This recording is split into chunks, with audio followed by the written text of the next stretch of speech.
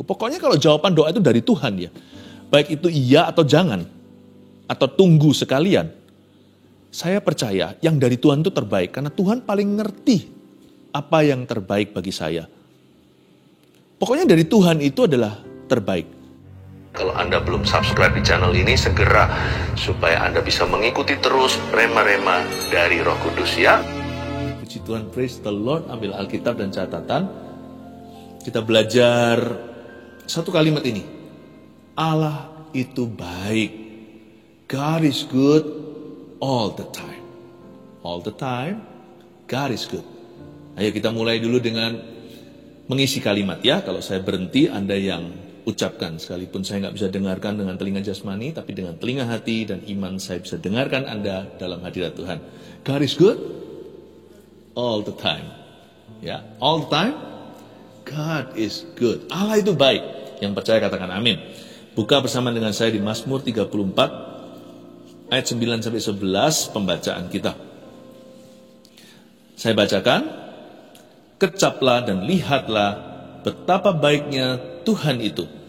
Berbahagialah orang yang berlindung padanya. Takut akan Tuhan, takutlah akan Tuhan, hai orang-orangnya yang kudus. Sebab tidak berkekurangan orang yang takut akan Dia. Singa-singa muda merana kelaparan, tetapi orang-orang yang mencari Tuhan tidak kekurangan sesuatu pun yang baik.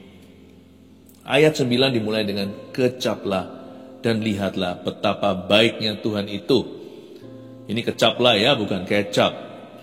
Berarti dilarang testing untuk coba-coba ini kecap manis atau asin. Kecaplah di sini artinya nggak boleh sampling maksud saya, nggak boleh sampling, nggak boleh coba-coba maksud saya. Tapi tasting boleh. Taste and see that the Lord is good dalam bahasa Inggrisnya. Kita tasting itu berarti kita bukan mencoba, tapi kita menikmati rasanya. Kebaikan Tuhan itu seperti fine dining sorgawi. Bedanya kalau kita makan banyak-banyak, kita makannya terburu-buru apalagi sampai jatuh-jatuh, memang enak sih, memang lezat. Apalagi kalau perut lapar. Nah setelah kita beraktivitas berat, lalu kita dihidangkan di depan makanan yang enak-enak, kita mau segera santap. Itu satu cara untuk makan dan menikmati hidangan. Tetapi tentunya kita nggak pelan-pelan merasakan bahwa makanan itu sebenarnya ada asin manis, ada asamnya, enak sekali. Tapi pokoknya mau keburu-buru buat perut kenyang. Itu bukanlah kecaplah. Kecaplah itu bukan makan lamban, tapi dirasakan satu persatu, setiap flavor, setiap rasanya. Asinnya lebih asin, manisnya lebih manis, asamnya lebih asam, pahitnya pun indah. Kecaplah dan lihatlah betapa baiknya Tuhan itu. Kalau kita telusuri satu persatu, kebaikan Tuhan itu 1001 rasa. Melalui segala musim kehidupan kita nggak bisa sangkali kalau kita mau jujur hati. God is good, not sometimes. Allah itu baik bukan kadang-kadang, bahkan juga bukan seringkali. Allah itu baik setiap kali. God is good all the time. Kecaplah dan lihatlah betapa baiknya Tuhan itu. Tapi seringkali kita jatuh dalam pencobaan untuk merasakan yang belum kita punya. Kita iri hati lalu mengeluh sama Tuhan. Kok aku belum punya ini, aku belum punya itu. Atau yang kita rasakan hanyalah yang buruk-buruk saja, yang gak enak. Lalu kita salahkan Tuhan. Padahal memang itu sudah menjadi bagian fakta realita hidup di dalam dunia yang jatuh dalam dosa.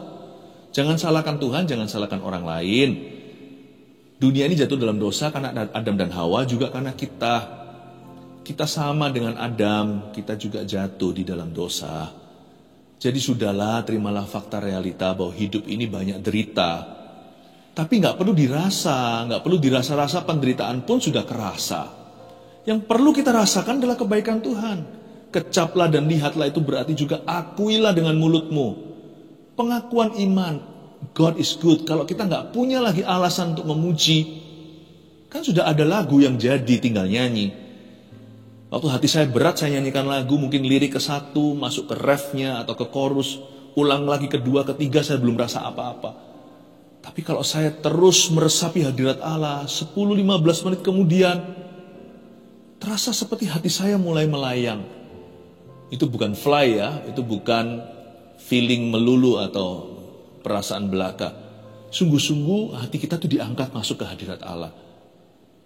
Gak jarang waktu hati saya berat, ketika saya letih lesu dan berbeban berat, bisa jadi di kilometer tertentu dalam hadirat itu, di menit keberapa itu saya burst into tears.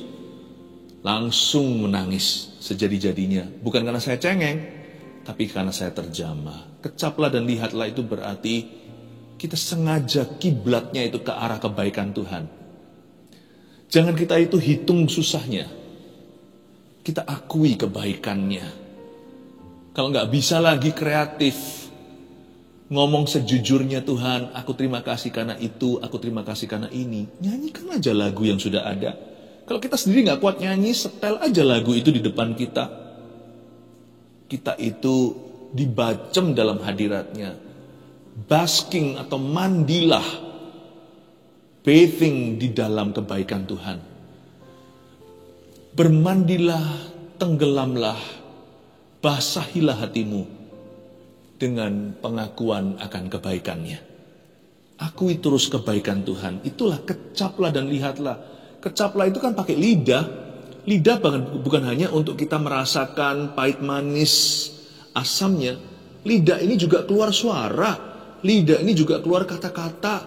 Lidah ini juga keluar kalimat. Kita punya pilihan mau menggerutu atau memuji Tuhan. Mau mengomel atau berterima kasih tanpa peduli situasi. Aku tahu keadaanku gak enak nih, aku sedang di dalam lembah kekelaman. Sekalipun ku berjalan dalam lembah kekelaman. Kita gak menyangkali keadaan.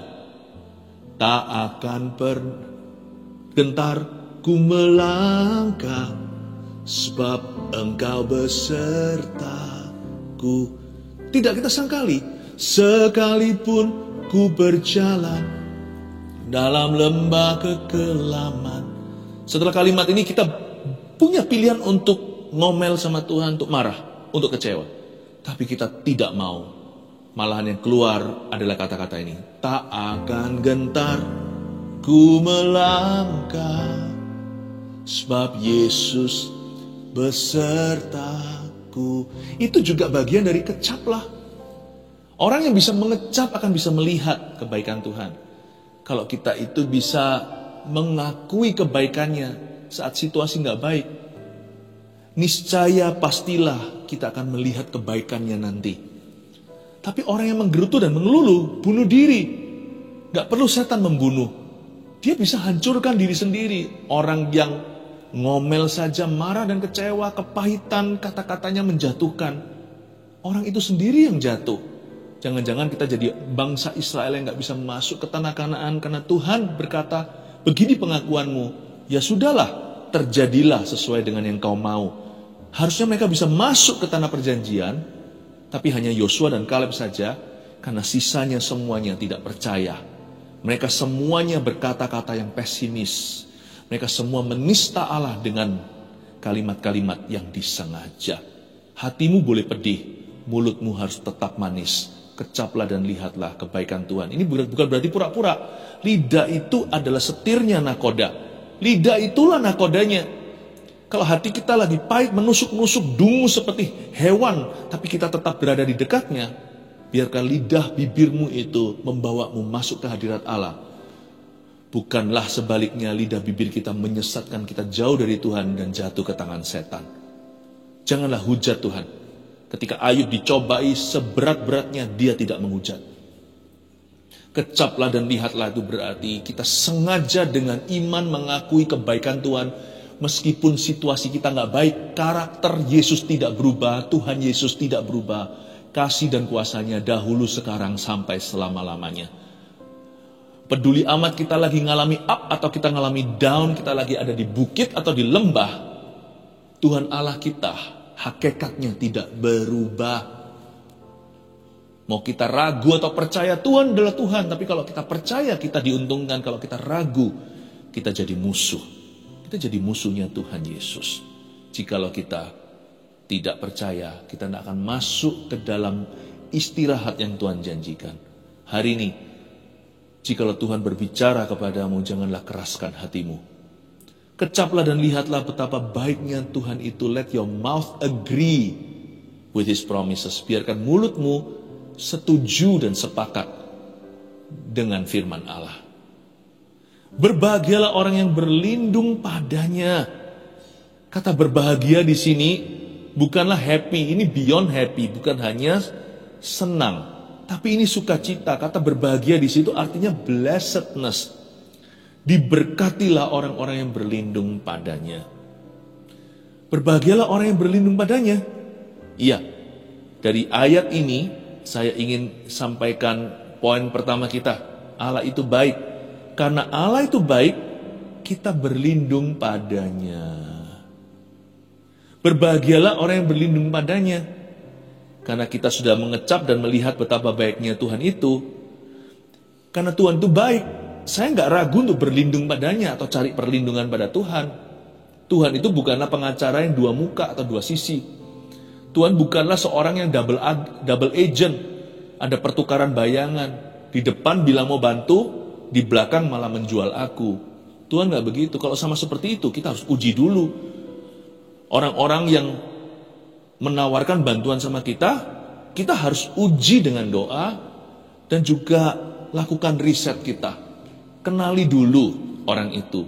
Siapa tahu orangnya berjanji membantu, malah ada agenda tersembunyi, ada udang di balik batu. Bisa jadi kita mau berlindung sama dia, malah diperas sama dia. Ya kan, itu kan sudah jadi fakta lapangan hidup di dunia ini. Berapa banyak orang yang mengecewakan sesamanya.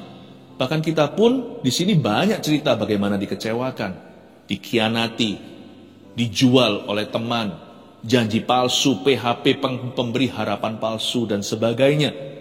Allah nggak gitu. Tuhan kita itu nggak bisa berubah. No evil in Him. Dalam Tuhan itu sama sekali nggak ada kejahatan. Kalau ada satu hal saja yang merupakan kemustahilan pada Tuhan adalah Tuhan mustahil berbuat jahat. Karena Allah itu baik. Dan saya tahu dari firman dan pewahyuan, Roh Kudus beritahu di hati saya. Dan ketika saya sekarang menyampaikan firman ini, Roh Kudus memberitahukan di hatimu. Tiba-tiba timbul iman dan kesadaran. Iya ya, Allah itu baik 100%. Dia itu baiknya sempurna. Hanya karena sekarang aku masih alami kesusahan, bukan berarti dia gak baik. Karena Allah itu baik, mari kita berlindung padanya yuk.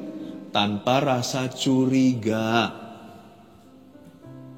Tanpa rasa curiga. Dia itu mempelai pria, Yesus Kristus. Mempelai gereja di sorga. Bukankah nanti disebut sebagai pernikahan anak domba Allah itu bicara tentang gereja Tuhan dan Yesus Kristus. Kita ini punya Tuhan yang gak akan menusuk kita di belakang. Kita tuh punya Tuhan yang gak munafik, yang luar dalam, depan belakang sama. Tenanglah, kalau saya sama Tuhan sudah saya aman. Bahkan, even suffering children are safe in your arms. Dalam satu lagu, chorusnya begitu, there is none like you. Bahkan, anak-anak kecil yang menderita, yang sakit, anak-anak kecil yang lemah pun aman di tangan Tuhan. Tuhan tidak akan lecehkan. Bahkan seorang wanita Samaria yang 5 tuh cowoknya, Yesus sendirian ada di sumur Samaria itu. Yesus tidak berlaku tidak sopan. Malah Yesus suruh panggil suaminya. Dan Yesus tahu pria yang sekarang sama dia itu bukan suaminya. Yesus berkata, akulah dia, akulah Mesias. Dan perempuan itu sujud. Dan dia lari ke kampungnya cerita, aku ketemu sama sang juru selamat. Kalau kamu minum dari aku, kamu tidak akan haus lagi. Yesus tidak eksploitasi. Yesus tidak manipulasi, tidak minta airnya. Sama sekali Yesus tidak minum dari airnya. Yesus malah nawarkan air yang tidak kelihatan. Perempuan itu merasa dihargai, dihormati. Biasanya semua laki selalu ada maunya sama dia. Saya beritahu ya, kalau wanita ini punya 5 cowok, berarti dia pasti cantik. Perempuan ini pasti menggoda. Tapi even perempuan kayak gitu aman di dekat Tuhan. Tuhan kita itu murni, Tuhan kita itu suci. Tuhan kita itu kudus.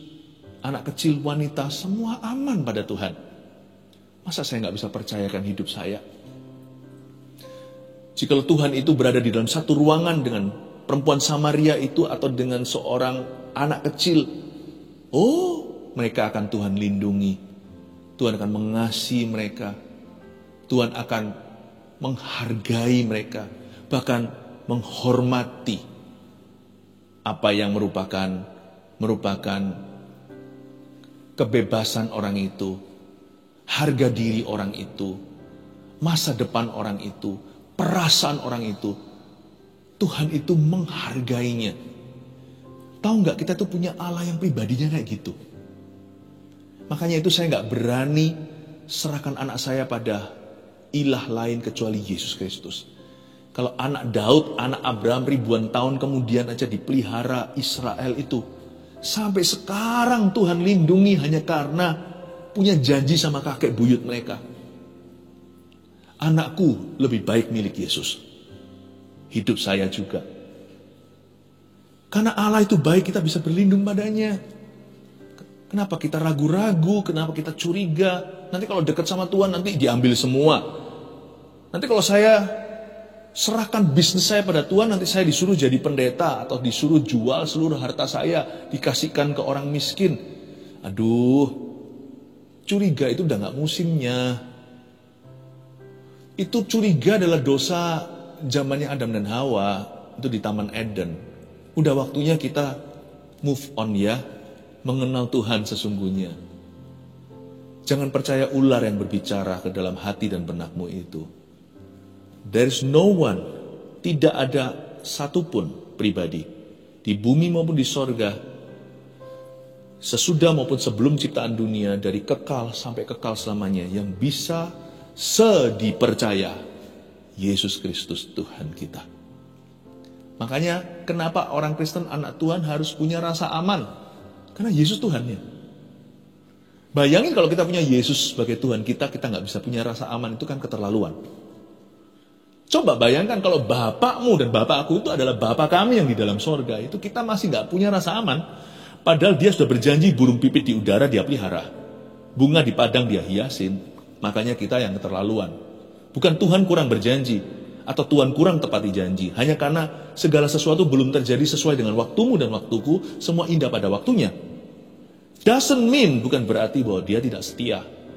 Cuman kita jangan memaksa. Kita harus tahu dulu bahwa kita ini gak tahu segala sesuatu. Bahkan boleh dikatakan kita manusia itu gak tahu apa-apa. Makanya kita gak boleh SKSB.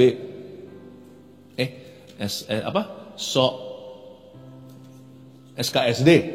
Sok kenal, sok dekat sama Tuhan. Kita selalu belajar. Punya hati seorang murid untuk diajari. Saya juga sama, waktu saya ngajar begini, saya pun belajar dulu ya kan. Saya diajari, kita gak boleh SKSD, gak boleh sok kenal, gak boleh sok dekat sama Tuhan. Kita ini gak tahu apa-apa. Kita gak tahu apa-apa. Karena Allah itu baik. Hendaknya kita berlindung padanya. Even suffering children are safe. Women are safe in His arm. Wanita aman. Pria apalagi, pria juga aman di tangan Tuhan. Tuhan yang ciptakan. Tuhan yang ciptakan. Luar biasa ya Tuhan Yesus itu. Ayat 10. Takutlah akan Tuhan, hai orang-orang yang kudus, sebab tidak berkekurangan orang yang takut akan Dia. Poin nomor 2. Dikatakan di sini, takutlah akan Tuhan, hai orang-orang yang kudus. Ini kan berarti holy fear ya. Ini berarti rasa takut yang beda. Ini bukan perasaan ketakutan, ini takut kudus. Apakah itu? Nomor 2, karena Allah itu baik. Kita takut melukai hatinya.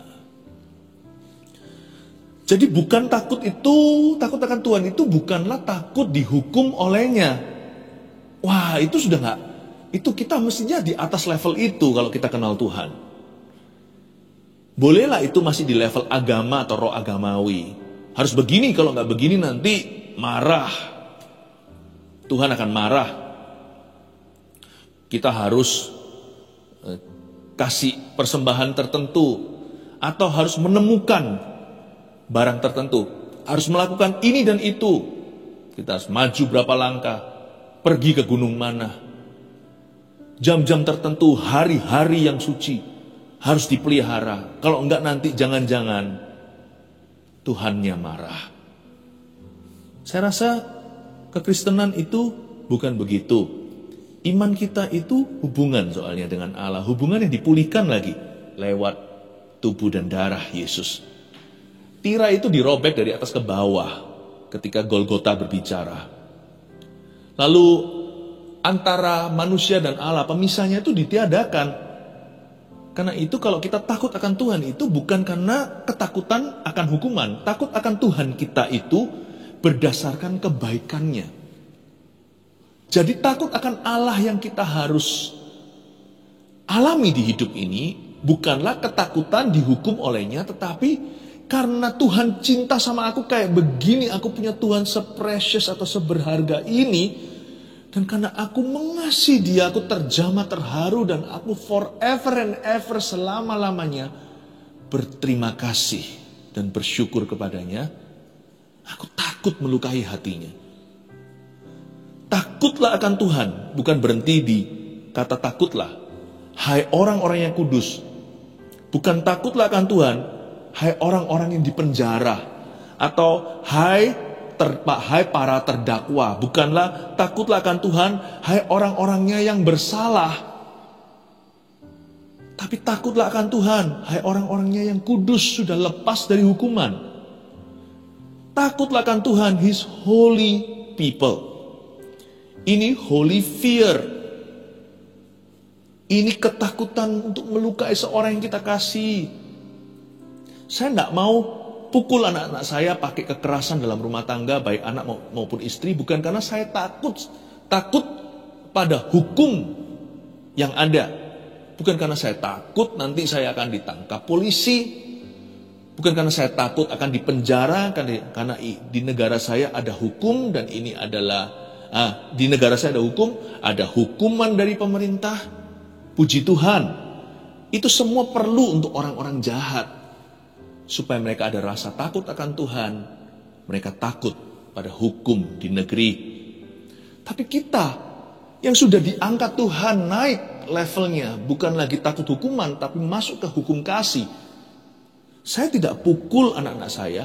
Saya tidak melakukan kekerasan dalam rumah tangga. Bukan karena saya takut semua itu. Tapi karena saya cinta.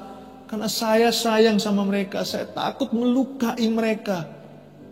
Seperti waktu pertama kali gendong bayi, saya masih ingat. Aduh, saya hati-hati karena saya bukan suster yang pengalaman. Apalagi waktu anak pertama, anak kedua pun setelah selang berapa tahun harus belajar lagi. Lalu bertahun-tahun pula anak saya ketiga. Saya harus hati-hati. Saya gemetar. Bukan karena takut dimarah sama dokter atau susternya. Saya gemetar karena rasa memilikinya.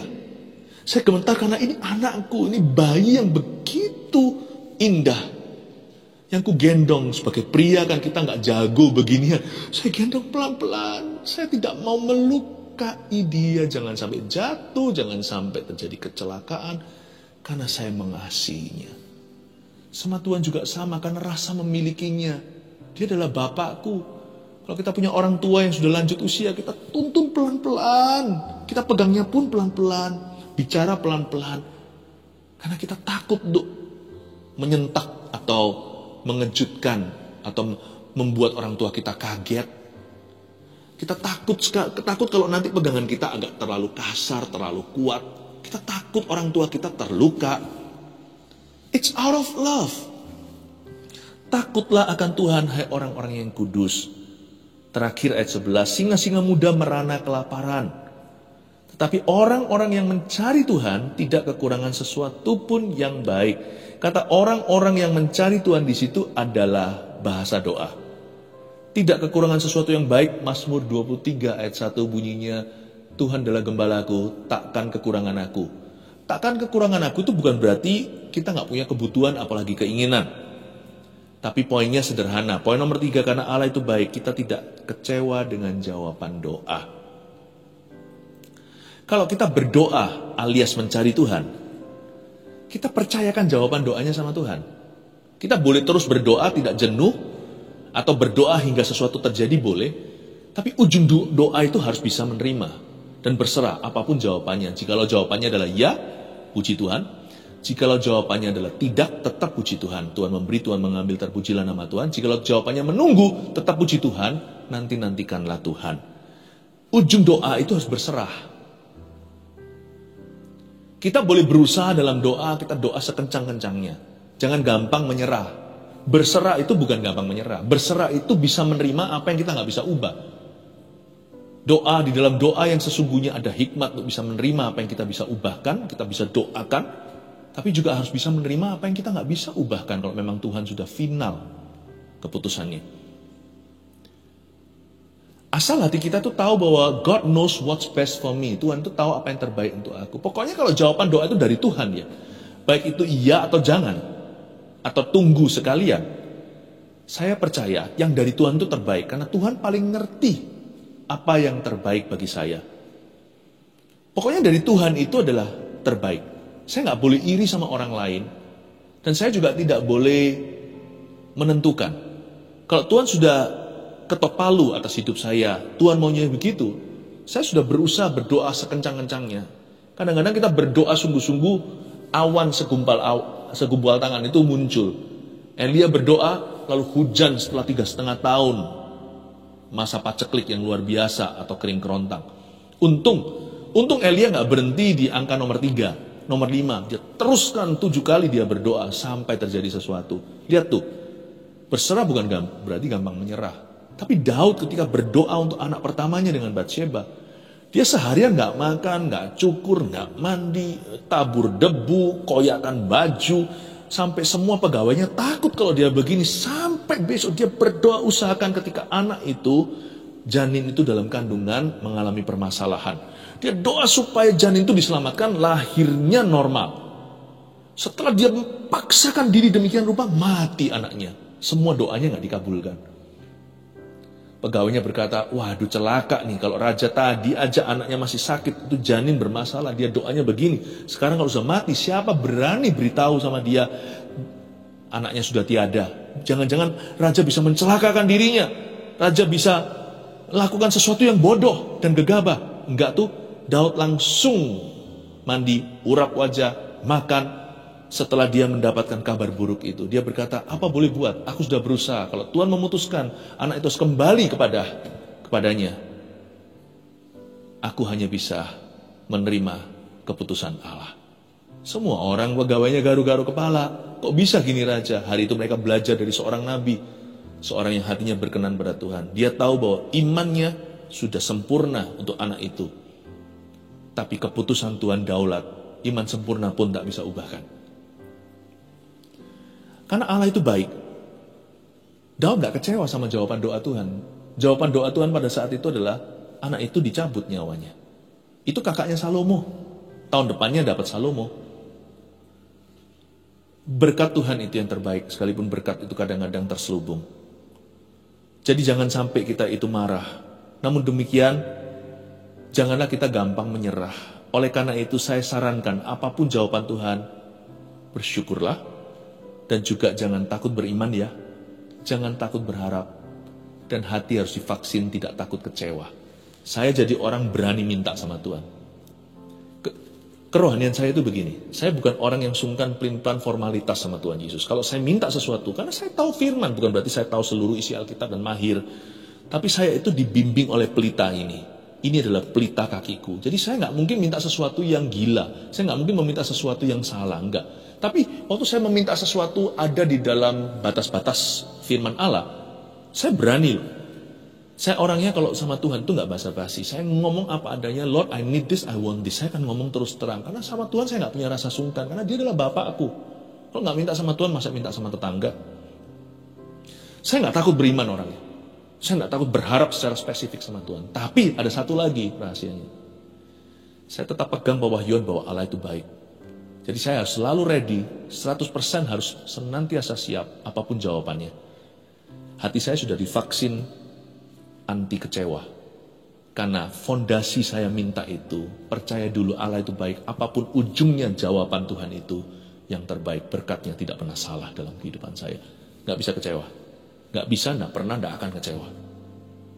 Kalau kita punya pewahyuan yang benar, Allah itu baik. Rohani kita akan kuat. Doa kita akan berani. Dan hidup kita akan senantiasa stabil sampai Tuhan datang atau sampai kita mati. Allah itu baik, 1, 2, 3 poinnya apa aja? Karena Allah itu baik, kita berlindung padanya. Jangan curiga ya. 2, karena Allah itu baik, kita takut melukai hatinya. 3, karena Allah itu baik, kita tidak kecewa dengan jawaban doa. 1 Petrus 4 ayat 7. Kesudahan segala sesuatu sudah dekat. Karena itu, kuasailah dirimu dan jadilah tenang, supaya kamu dapat berdoa. Saudara yang terkasih, terima kasih telah mendengarkan firman Tuhan hari ini. Jangan lupa untuk dukung terus channel ini dengan cara subscribe, like, share, dan juga komen, agar saudara kita yang lain juga boleh terberkati. Tuhan Yesus memberkati kita.